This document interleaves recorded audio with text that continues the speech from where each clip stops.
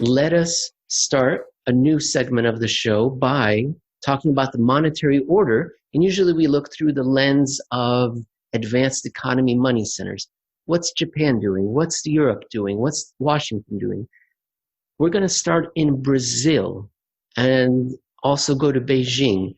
And we're going to use them to tell us what's happening in the monetary order. And for readers that want to follow along, they can do so with an article from September 11th at Alhambra Investments.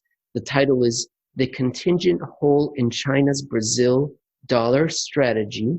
Jeff, the audience may be surprised to know that you write about Brazil pretty regularly. Why is that? Well, I always have an eye on emerging markets because they can tell us something important about the wider dollar system because, frankly, they're the most susceptible to problems in it. So if we see Brazil or South Africa or any of the other ones, Russia even, if the currency markets or their internal monetary systems start to act up in certain ways, that can tell us something important about what's going on in the Eurodollar system. And remember, we have to keep in mind, we cannot see the Eurodollar. We cannot see what's going on in that. We can't directly observe this vast offshore monetary space. So what we're really trying to do is to identify all of the things that the Eurodollar disturbs. If the Eurodollar system is acting, if those things are disturbed in a certain way, we can reasonably infer from them that there must be something going on in the global monetary system that we need to pay attention to. So one of the lessons of the 1997-98 Asian financial crisis, which you often refer to as sort of the prequel of the Eurodollar crisis in 2007 and 8, and then the three sequels we've had since then, one of those mainstream lessons was have a lot of reserves so that if disorder comes knocking on your door, you'll be able to manage it. But you give two reasons in your article why that's the theory, but in practice, that's not actually the case. So tell us a little bit about that. Yeah, and just to go back, I think the Asian financial crisis, the Asian flu, as a lot of people called it back then, that was a regional dollar shortage, whereas in the post 2007 world, we have global dollar shortage. So we had a small pocket of the system in 97 and 98 experienced a hiccup, which for places like Asian tigers, Taiwan, Thailand, those places like that, Russia included. It was a major event, but for the rest of the global system, it was sort of like kind of curiosity that sort of got lost into the .com era. And so, we're always looking at how do various countries respond to what they should be doing versus what they're actually doing. And as you pointed out, the textbook approach was, okay, we could end up with a dollar shortage position, and the way that we seem to be able to combat that, or at least in theory, is we build up our level of reserves. And let's be clear here, we're not talking about the Fed's bank reserves. We're talking about foreign reserves held in foreign countries, most often in the hands of the central bank. And so the idea was that you build up a lot of foreign reserves so that if you ever get hit, like in 97 and 98, with a dollar problem that causes your currency to start to crash, you can liquidate those reserves, move them into the marketplace, manipulate the currency, actually supply dollars that the market isn't supplying, and that'll smooth everything over until things go back to normal. And that's really the idea here. That the idea is always about buying time. How do we smooth off the rough patches to get it to the other side? And because it's always assumed that these are temporary problems that will be recoverable on the other side, that nobody ever stops and thinks, what if this is a chronic issue? What if this is a structural problem? That's not in the textbook either. So the textbook says, build up your reserves, use them on these short-term basis to smooth over rough patches, and you'll be fine, you'll be golden. And so there are two problems when you start selling those foreign exchange reserves. One, you announce to the whole world, we don't feel confident regarding our internal system being able to acquire reserve currencies. So that's not good. So now everyone's aware. It's even worse than that, right? I mean, hey, we've got a huge problem here. It's such a big problem. I have to sell reserves. It's not even confirming that there's an issue. It's confirming that it's such a big issue. Central banks are actually doing something about it. And They're that's, ducking and covering. exactly. And so, something's wrong. But then We're showing you something. We're painting a target on our back. Something's really wrong. We're selling our reserves. but then two, you give kind of an accounting example, and tell me if I've got this one right. So you've got a central bank. They have foreign exchange reserves. That's an asset. And in order to help, what they do is they sell that asset. They get US dollars back in return. That's still an asset, so no change.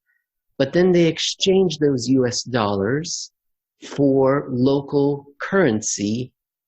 And that means they're pulling the local currency out of the economy, creating a local currency shortage. Do I have that correct, or am I wrong? No, I think you're missing. Some of the accounting is even simpler than that. Good. Now let's go back to the textbook theory. The textbook theory is that you have to build up reserves. And the way that you build up reserves is that it's not you. The central bank has to build up reserves, or the monetary, whoever the monetary authority is, fiscal authority, whatever.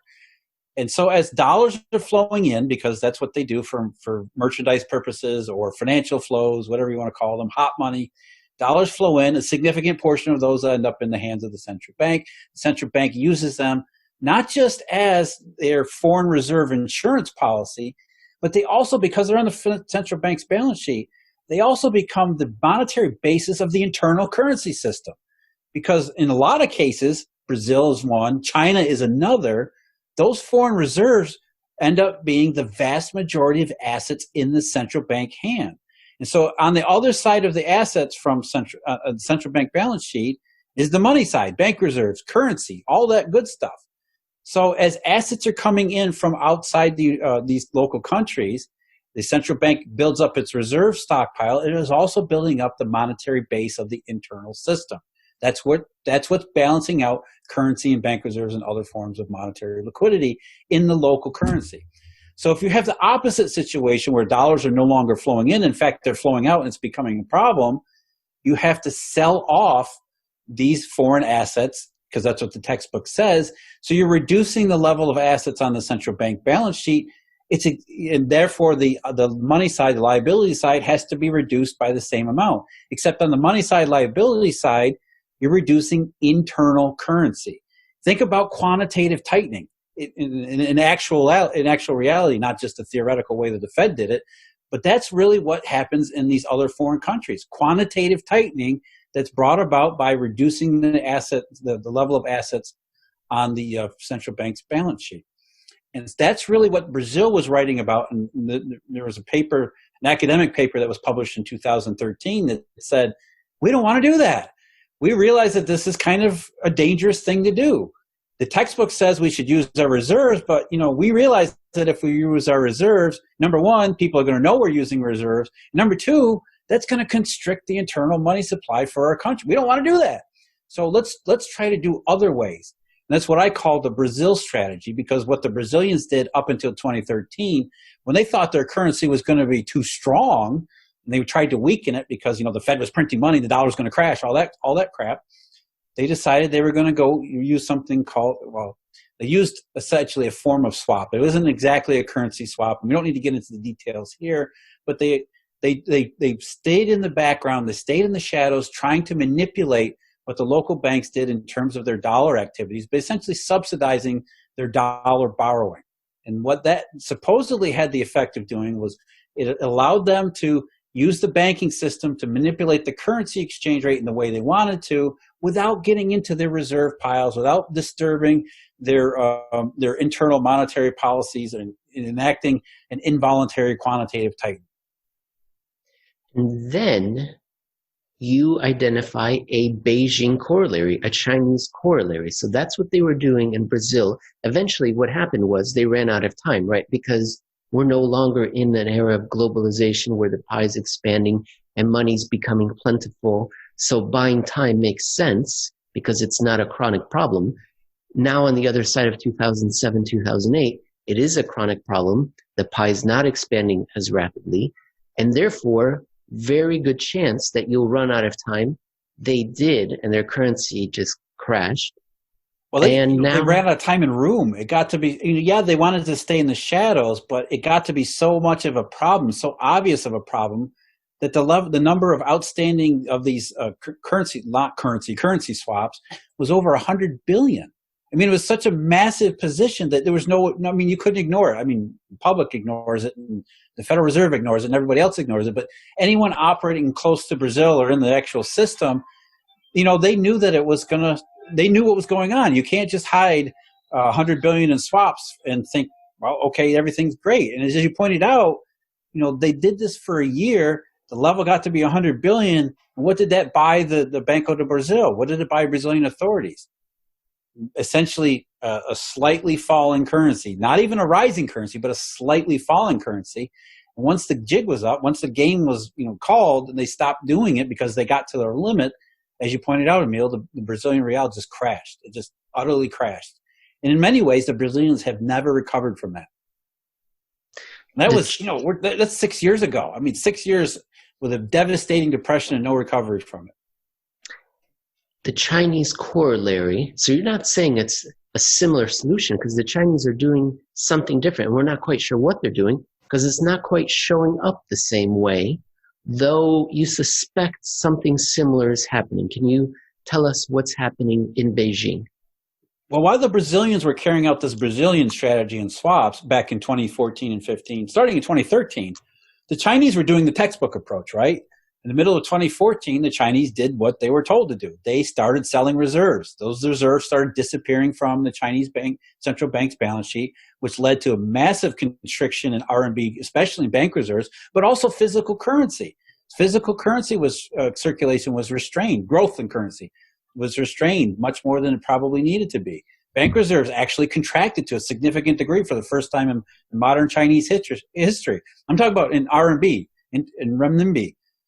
Because they had the dollar problem, they were trying to solve it by mobilizing the reserves, selling the reserves as they were told to by the economics textbook, by all the textbook lessons learned from 97 and 98, causing the internal monetary constriction that they tried to offset with these reserve requirement cuts and let the banking system supply more of the reserves, and it ended in a total disaster. And oh, by the way, the Chinese currency crashed too. So it didn't work any better than any other solution. So now fast forward to 2018, and we have the fourth dollar problem of the last decade plus, and the Chinese seem to be doing something different. They're obviously no longer selling reserves like they had before in 2014, 15, and 16, but they must be doing something because, as we've pointed out before, the level of foreign reserves on the People's Bank of China's balance sheet has gone perfectly sideways. And I mean, some months it's almost exactly perfectly sideways, which is an obvious signal of engineering. They're doing something that says, we're not going to let the level of reserves shrink, foreign reserves on the balance sheet shrink, therefore, we're not going to have any growth on the money side, but we're doing something similar to the Brazilian strategy. We just don't know what it is, and I don't know if we'll ever know what exactly they're doing because the Chinese, unlike the Brazilians, don't report anything anywhere to anybody. You're not the only one that's talking about this. Recently, Russell Napier wrote about it. Ye Shehed, a Bloomberg commentator and analyst, he wrote about it. He quoted Duncan Wrigley, who's a chief strategist at Everbright, and then Brad Sester also started talking about it. Jeff, can you kind of summarize what the perception is of what might be happening and then where you differ, if you differ, with what the consensus explanation is regarding the Chinese capital situation? Well, what I think a lot of people are doing is they're looking at the visible portions of flows that we can identify, and they're trying to add them up. How much dollars are going in, how many dollars are coming out. What they're seeing is there's a growing and large discrepancy between how they're supposed to be adding up, because they're not adding up. We're missing money somewhere.